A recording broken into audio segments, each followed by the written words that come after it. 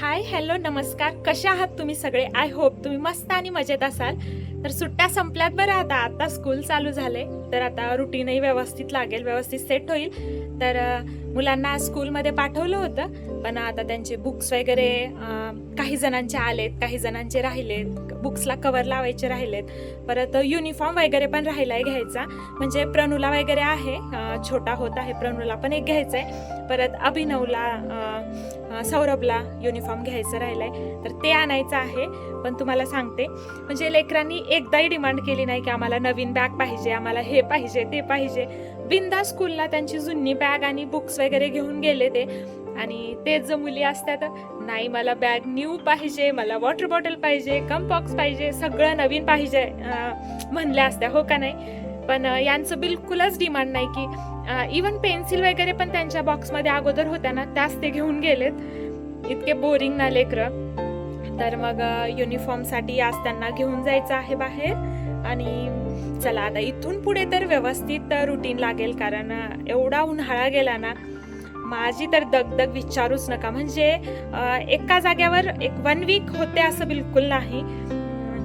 First झालं ते लेकरांचे exam झाल्याच्या नंतर भावाचं लग्न वगैरे होतं, ते झालं की अजून एक लग्न, ते झालं की शिफ्टिंग, तिथून इथं सामान आणा, इथून आसिफाबादून परत या, इथं लावरा, विचारू नका. नंतर लागला आपला धोंड्याचा महिना. धोंड्याच्या महिन्यात तर विषयच संपला. म्हणजे यावर्षी धोंड्याचा महिना थोडा जास्तच जोरदार होता, कारण प्रत्येकाच्या घरी धोंडे जेवण वगैरे, सगळीकडे जाणं. तर आता थोडं रिलॅक्स झालोत, कारण आता लेकरांची स्कूल चालू झाली आणि कुठं जाणं होणार नाही, कारण स्कूल मिस होती म्हणून आपण टाळतो ना, तर मग एका जागी राहणं होईल.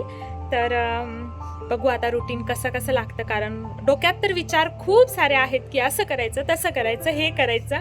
आता काय सेट होईल आणि काय रुटीनमध्ये फॉलो होईल बघूया. तर चला मग व्हिडिओ कंटिन्यू करा. आणि आजच्या व्हिडिओमध्ये तुम्हाला लेकरांचा स्कूलचा फर्स्ट डे, त्यांची शॉपिंग आणि जे आमचं सामान आणलेलं होतं, गहू ज्वारी वगैरे असं बरंच काही, त्याची क्लिनिंग वगैरे, म्हणजे असा आजचा प्रॉपर डेली रुटीनचा व्लॉग आहे. तर नक्कीच एन्जॉय करा आणि व्हिडिओ कंटिन्यू करा. स्कूलचा पहिला दिवस होता आणि लेकरं फुल एक्सायटेड होते.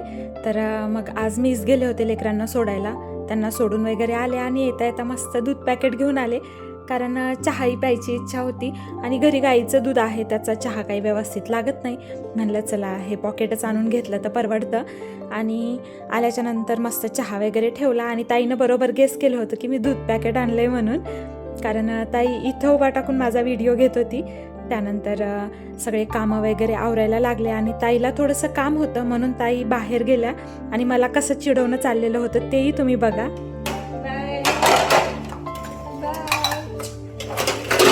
स्वातीला सोडून आज मी फिरायला चालले बाहेर. स्वाती इथं काय करायली? भांडे. Bye bye.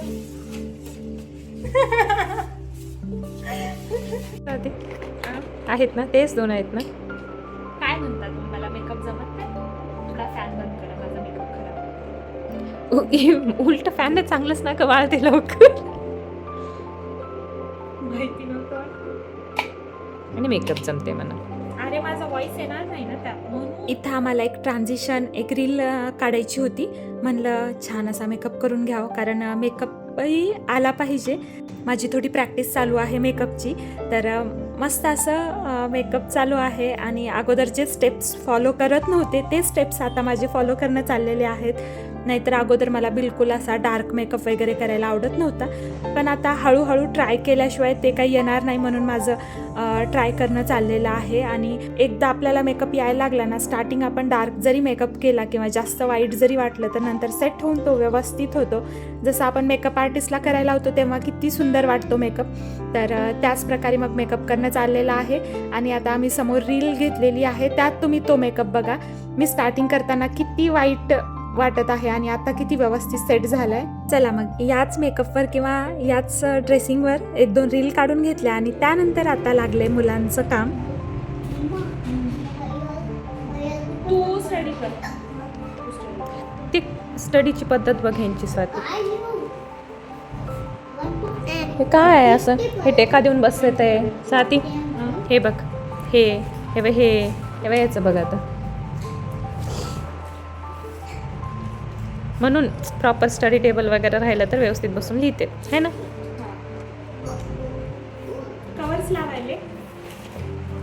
कवर्स आम्हीच लावले, कारण आमच्या आईला जमत नव्हतं, आमच्या पप्पांना काम राहत होतं. यांचे आम्हीच लावायलो, कारण आपल्याला येते ना. आपल्याला येतं. आणि ते आमच्या नातींचे पण आम्हालाच लावावं लागेल, कारण आमच्या सुना तर जॉबला जातील. तीन जनरेशन तुम्ही रिलेट करत असताल. माझं जर खोटं वाटलं ना, तुम्हीच लावले असेल. लेकरांचे सध्या तुम्हीच लावत असाल. आणि इथून पुढे नातवांची पण तेच होणार आहे. आपणच लावणार. हो.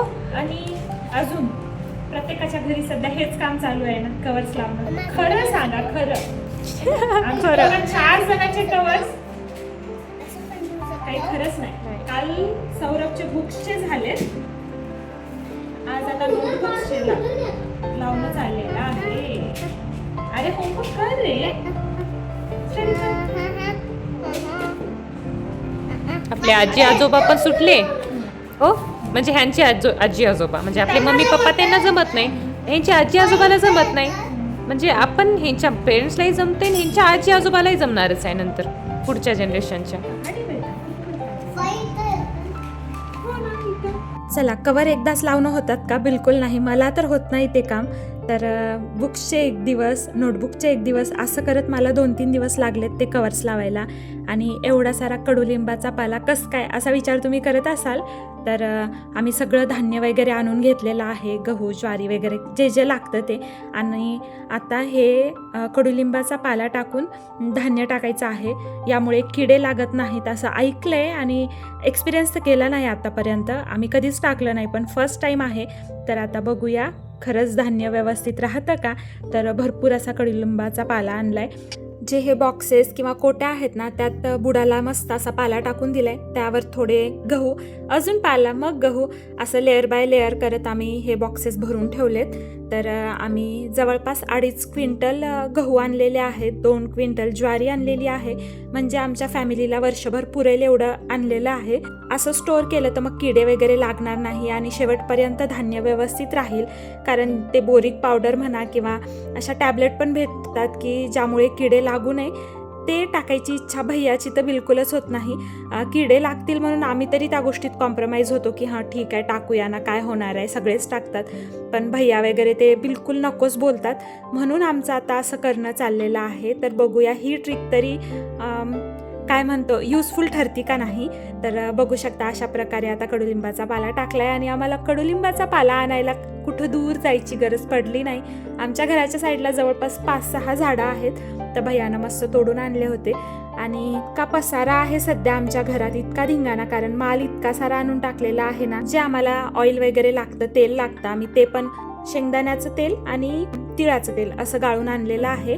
तर ते पण खूप साऱ्या काय म्हणतो आपण कॅटल्या अशा झाल्यात, त्या पण आणून ठेवल्यात. परत गहू ज्वारी तीळ शेंगा असं धान्य आम्ही आणलेलं आहे. तर आपण तेलंगणात राहतो, पण राईस काही जास्त खात नाही. राईस 2 टाईम आम्ही बनवतो, पण एकदम थोडा चपाती भाकर खाल्ल्याच्या नंतर कसं थोडंसं खातो, आमचंही खाणं तसंच आहे. तर त्यामुळे आम्हाला राईस जास्त लागत नाही, पण गव्हाचं पीठ ज्वारीचं पीठ भरपूर प्रमाणात लागतं.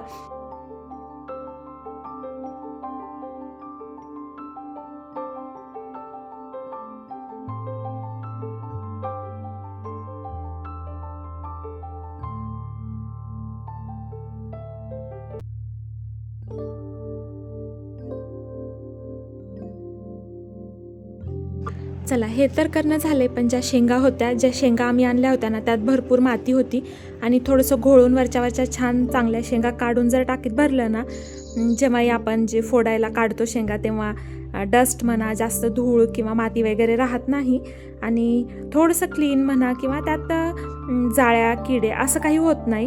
त्यामुळे माझं असं शेंगा छानपैकी घोळून वरच्या काढणं चाललेले आहेत.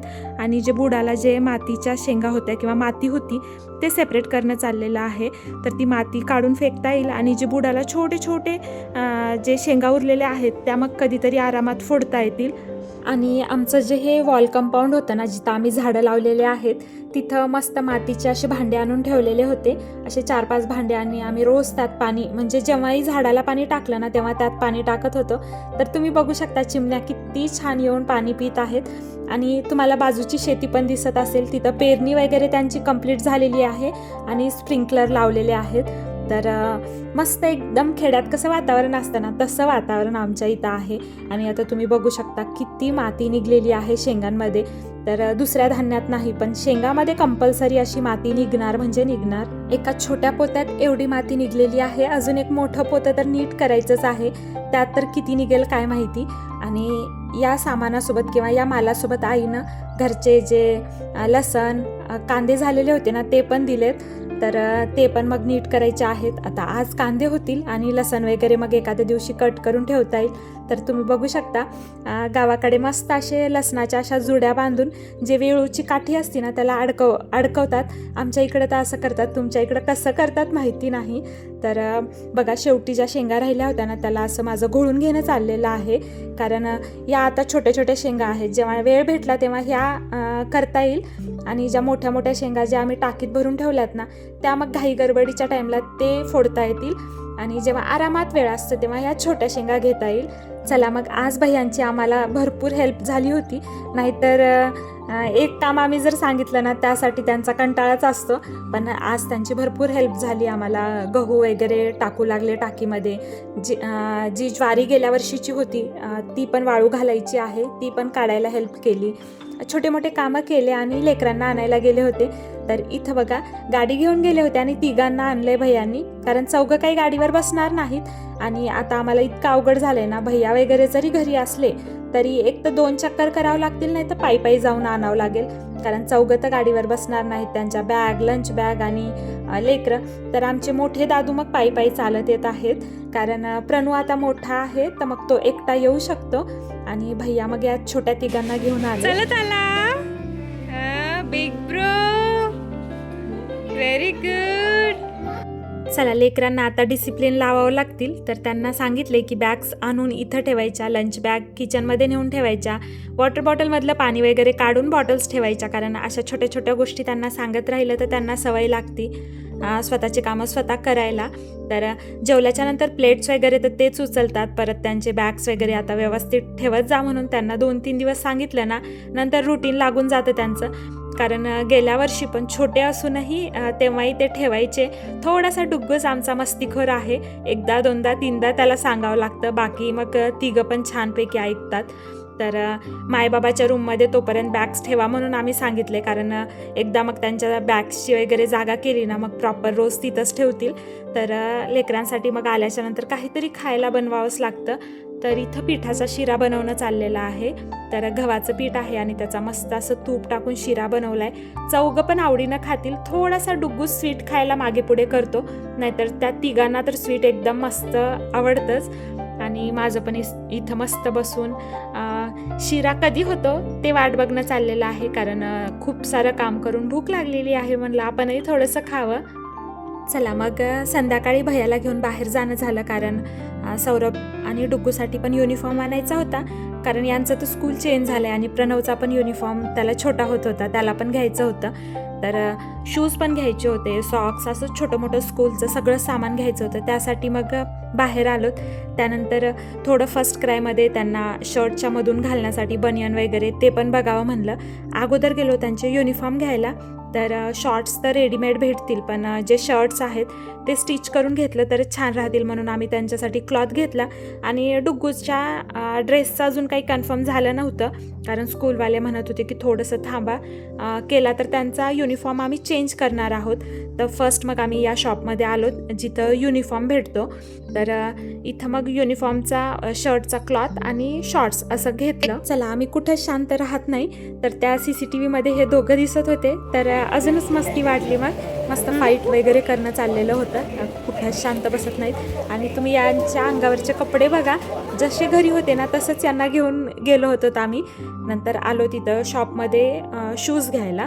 तर सौरभ आणि डुग्गूला तर शूज होते, त्यांना आम्ही घेतानाच थोडेसे मोठे घेतले होते, त्यामुळे यावर्षी पण तेच येतील. पण प्रणव आणि गौरवचे छोटे झाले होते, त्यासाठी मग इथं शूज घ्यायला आलोत. त्यानंतर या दोघांनाही चप्पल घ्यायचे होते, ते घेतले. तर असं चप्पलची शूजची शॉपिंग झाली. आणि डुग्गू आणि गौरवला घेऊन गेलो नव्हतो आम्ही, कारण त्यांना उद्या नेता येईल म्हणलं, कारण चौघांना गाडीवर जमत नाही. आणि ऑटोनं फिरायचं म्हणलं ना, अशा 10 ठिकाणी जर फिरायचं असेल ना, बिलकुल परवडत नाही. एक 400-500 रुपये तर नक्कीच जातील, कारण एखाद्या ठिकाणून दुसऱ्या ठिकाणी जायला ना 60-70 रुपये मागतात. तर त्यामुळे मग उद्या त्या दोघांना घेऊन जाता येईल असं बोलले भैया. तर मग इथं आलो, या दोघांना चप्पल, प्रणूला शूज असं घेणं झालं. त्यानंतर दुसऱ्या शॉपमध्ये गेलो. युनिफॉर्मचं जे शर्ट आहे ना, एकदम व्हाईटमध्येच जातं, लाईट ग्रीन कलर असल्यासारखं आहे. तर त्यातून मग म्हणजे ट्रान्सपरंट वाटतं, त्यामुळे आतमधून घालण्यासाठी बनियन घ्यायचे होते. या शॉपमध्ये आलोत आम्ही, ते घेतलं. त्यानंतर इथं सॉक्स विचारले, आणि सॉक्सचं कसं आहे, आदिलाबादमध्ये कुठंच सॉक्स एकदम A1 क्वालिटीचे भेटले नाही आम्हाला. तर इथं भैया मग सॉक्सच बघत होते. कसं असतं, लेकरांना दिवसभर शूज असतं, आणि छान असे सॉक्स असले ना, जो घाम आहे छान सोक करून घेतो. तर हा शॉपवाला म्हणत होता की आम्ही 50 रुपयाचे जरी सॉक्स ठेवले पेअर, तर लोक ते 30 रुपयाला विचारतात, तर महागाचे तर कसे घेतील, घेणारच नाहीत. तर आमचं म्हणणं होतं की दुसरं कमी जास्त चालतं, पण सॉक्स एकदम चांगले असले पाहिजे. आणि आम्ही जे निजामाबाद वगैरे लेकरांना सॉक्स घेतलेले इतके मस्त होते, पण ते ब्ल्यू कलर होता, आणि इथल्या स्कूलला आता ब्लॅक कलर पाहिजे होता. तर म्हणलं चला टेम्पररी घेऊया, आणि कधी निजामाबाद वगैरे जाणं झालं तर मग तिथं छानवाले घेता येईल. यांची जेव्हा आदिलाबाद ड्युटी होती, आम्ही तिथं राहत होतो ना, ते नेबर आम्हाला भेटलेत, संकेत, स्मरणी, त्यांची मम्मी. तर सौरभ तेव्हा 1.5 वर्षाचा होता, आणि खूप त्यांच्या घरीच राहिल्यासारखा तो राहायचा, आणि सडनली भेट झाली. आता मी आदिलाबादमध्ये राहूनसुद्धा त्यांच्या घरी जाणं होत नाही, किंवा भेट होत नाही. तर नक्कीच कधीतरी जाऊन येईल मी. त्यानंतर जस्ट फॉर यूमध्ये गेलो, तिथं थोडंसं सामान घ्यायचं होतं, म्हणजे थोडे कपडे घ्यायचे होते, ते घेणं झाले. आता लेकरांचं बाहेर निघलं की कसं डिमांड असतेच, तर त्यांना प्यायचं होतं ज्यूस, तर मग त्यांना ज्यूस प्यायला घेऊन गेलो. नंतर आजचा सगळा दिवस धावपळीचा गेलाय. घरातलेही भरपूर कामं झाले, पण बाहेरचे कामे काही कंप्लीट झाले नाही.